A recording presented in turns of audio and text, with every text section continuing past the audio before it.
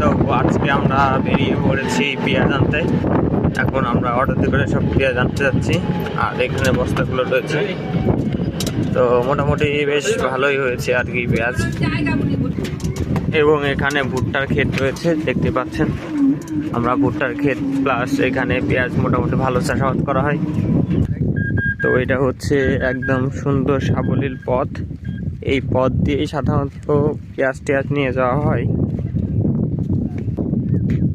আমরা যদি দেখি মাঠকে মাঠ, আপনি শুধু দেখতে পাবেন হচ্ছে সিমেন্টের বস্তা, অর্থাৎ এখানে চারদিকে শুধু বস্তা আর বস্তা।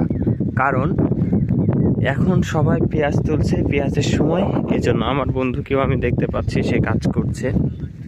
এখন আমার জমির দিকে যাব।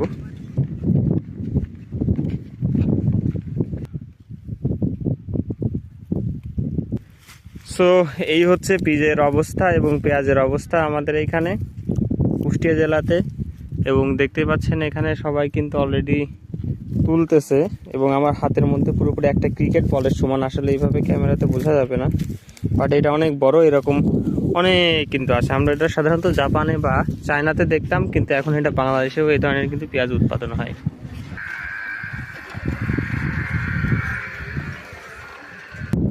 তো আপনাদেরকে যে পেঁয়াজটা দেখালাম ওটা আসলে আমাদের জমিতে হয়েছে আর কি। এবার আমরা অল্প করে ওইটা লাগানো হয়েছিল, মানে ওই জাতটা যেটা সব থেকে বড় হয়।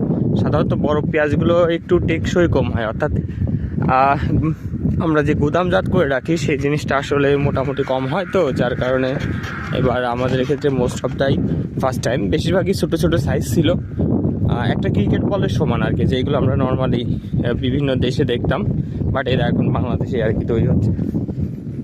এখানে যে ছোট ছোট ঘরগুলো আপনারা দেখতে পাচ্ছেন, এগুলো মূলত হচ্ছে আমাদের ভাষায় বোরিং বলে, যেটা আসলে পানি ওঠানোর জন্য সেচ যন্ত্র আমরা বলি।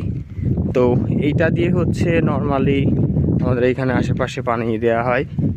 সো এবং আপনাদের এখানে পেঁয়াজের কি অবস্থা সেটা অবশ্যই জানাবেন, এবং আপনি কোন অঞ্চল থেকে দেখছেন অবশ্যই কমেন্ট করবেন। ধন্যবাদ।